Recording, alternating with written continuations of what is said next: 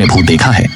कहते हैं रात जागने वालों को भूत दिखते हैं क्योंकि रात जागने से ऑक्सीजन कम हो जाती है। खासकर रात में येंची वाली जगहों पर भूत आसानी से प्रवेश कर सकते हैं। यह मेरा अनुभव है जो 8 में बेहाई शहर में हुआ। मैं रात की टैक्सी चलाता हूँ, अक्सर जागता रहता हूँ। उस दिन एक यात्री को यिनापान ले जाना था जो शहर से दूर है।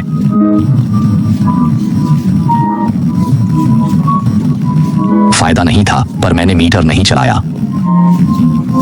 यात्री भी खुश था, बिना बात किए चल पड़े। रास्ते में चुप रहे, वो चिंतित लग रहा था। उसे छोड़कर मैं वापस मुड़ा। वहां जाना नहीं चाहता था, सवारी नहीं मिलती और सड़क खराब थी।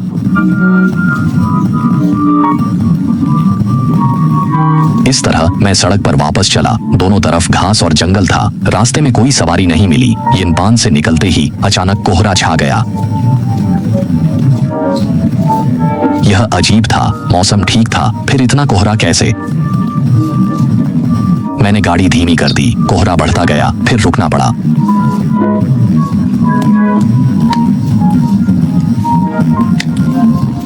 याद आया, अजीब लगे तो रुक जाना चाहिए।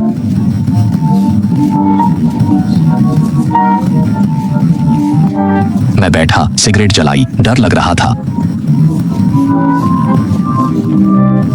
इसलिए तभी बच्चों की आवाज सुनी जो पास आती जा रही थी। मैंने आवाज की ओर देखा। सड़क किनारे जंगल से बच्चे आ रहे थे। कोई आ रहा था। मुझे खुश होना चाहिए था, पर वो बच्चे चलते चलते कुछ बुदबुदा रहे थे। मैं उनकी आवाजें सुन सकता था, पर समझ नहीं पा रहा था क्या कह रहे हैं। और जैसे जैसे वे करीब आते गए, मेरा शरीर अपने आप कांपने लगा जैसे कोई बड़ा खतरा पास आ रहा हो। मुझे रास्ता दिखना भी मायने नहीं रखता था। बस गाड़ी चलाकर निकल जाना चाहता था, पर कई बार कोशिश करने पर भी इंजन स्टार्ट नहीं हुआ। मैं पसीने से तरबतर हो गया और बाहर की आवाजें करीब आती जा रही थीं। धुंध के बीच मैंने 3 बच्चों की परछाई जंगल से निकलते देखी। वे मेरी तरफ आ रहे थे, पर धुंध इतनी घनी थी कि मैं उनके चेहरे ठीक से नहीं देख पा रहा था। पर मुझे लगा वो इंसान नहीं थे। मैं स्टीयरिंग व्हील को कसकर पकड़े, सांस रोके, बिना आवाज किए बस यही चाहता था कि वे जल्द चले जाएं। मैं चुपचाप प्रार्थना कर रहा था कि वे न आए। अचानक धड़ाम से एक हाथ खिड़की पर पड़ा, फिर खिड़की पर छोटे छोटे हाथों के निशान छा गए। मैं डर के मारे स्टीयरिंग पर झुका। हिलने की हिम्मत नहीं थी, बस मन ही मन बुद्ध का नाम जप रहा था। मैंने आंखें कस के बंद कर लीं। बाहर देखने की हिम्मत नहीं थी, पर महसूस कर सकता था कि कुछ गाड़ी के चारों ओर घूम रहा है और लगातार गाड़ी को पीट रहा है। वे अंदर आना चाहते थे, पर आ नहीं पा रहे थे। बस शोर मचा रहे थे, मुझे बाहर निकालने की कोशिश कर रहे थे।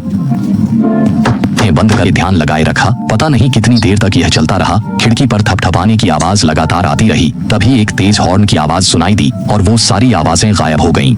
मैंने ध्यान से सुना। हाँ, वाकई गाड़ी का हॉर्न था और वो मेरी गाड़ी के पीछे से आ रहा था। मैंने आंखें खोलकर पीछे देखा। यहाँ थोड़ा रुकते हैं। अगर आप प्यार ढूंढ रहे हैं तो डेटिंग ऐप्स आजमा सकते हैं जो आपकी पसंद के हिसाब से मैच करवाते हैं। आप अपनी मनपसंद गर्लफ्रेंड के गुण चुन सकते हैं। ऐप उन गुणों के हिसाब से आपको पसंद करने वाली लड़कियां सुझाएगा। इसलिए इन ऐप्स की सफलता दर इतनी ज्यादा होती है। ये सिर्फ मशीनी मैचिंग नहीं है, ये आपकी पसंद की चीजें सीधे आपके सामने लाएगा। लिंक टिप्पणी क्षेत्र के ऊपर रखा गया है, जल्दी से इसे आजमाएं।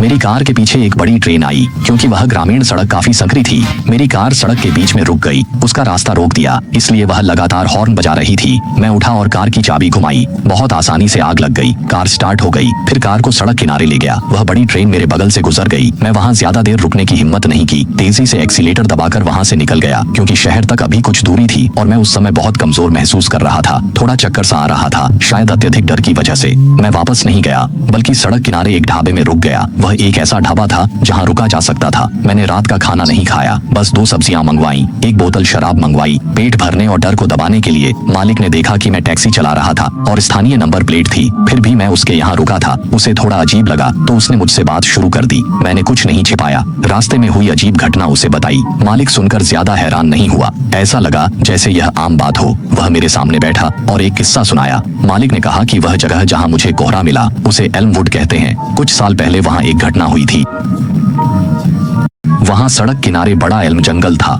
गांव पास होने से बच्चे अक्सर वहाँ खेलने जाते थे। 3 साल पहले गांव के 3 बच्चे जंगल में खेलकर घर लौट रहे थे। वो एक गांव की सड़क थी। हालत खराब थी। आमतौर पर वहाँ गाड़ियां नहीं चलती थीं।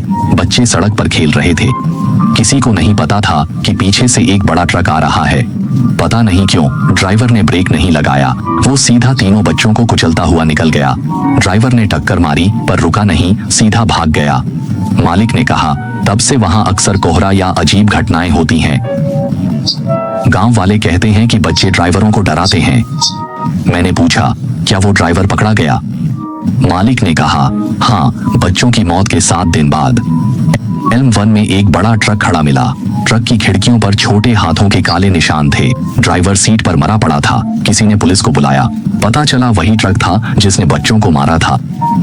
मैं वहां एक रात रुका और अगली सुबह जल्दी शहर लौट आया।